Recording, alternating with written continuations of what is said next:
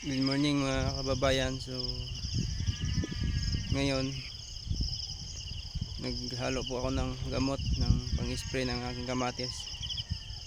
So ito yung gamot ko, isang drum.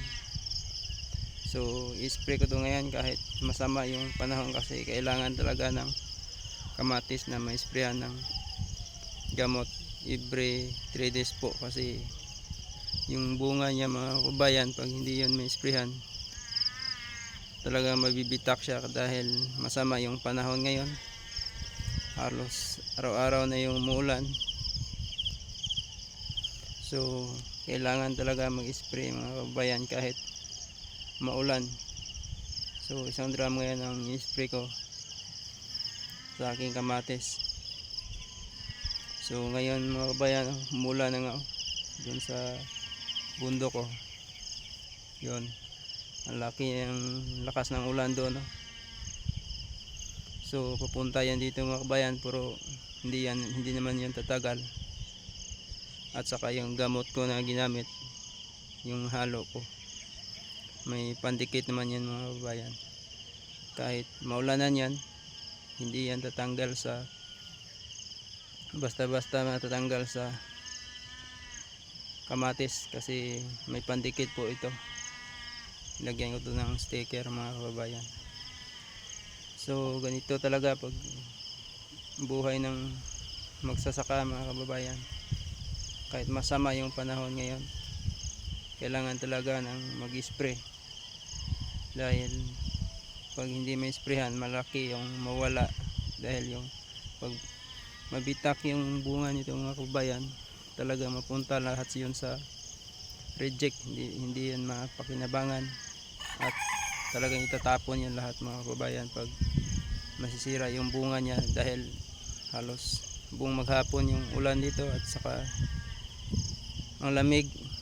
Yun talaga yung cause ng pagbitak ng kamatis, yung bunga niya. So ito yung unang area ko mga kababayan, bali dalawang area yung isprayan ko ngayon. Ito yung una ko na kamatis. So wala na yung bunga niya, ubos na, nasa 12 na harvest na po ako ngayon dito kahapon. So doon sa pangalawa kong tanim, doon na yung pangalawang harvest ko, bagong harvest ko doon mga kababayan.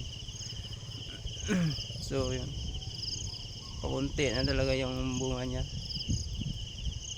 pero nalbos siya ulit mga kababayan. Tulad nito, tumaba siya ulit kasi nilagyan ko to ng abono, kaya tumaba siya ulit. So pagkaubos ng bunga nito mga kababayan, tumaba to ulit, manalbos to siya, manibago yung mga kuha niya.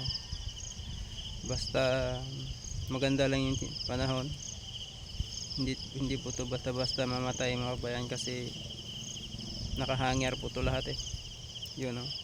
Ang haba ng kuha niya, yun, haba ng lupa niya na tinambak ko sa puno niya. So matagal pa to mamatay mga kabayan, bubunga po itong pangalawang bunga.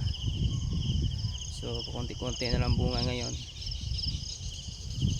sunod na linggo siguro kuha na ito, paubos na to yung bunga niya. Mga 3 or 4 na harvest na lang ito. So mula na nga mga kabayan niya, yun, lakas ng ulan doon sa bundok.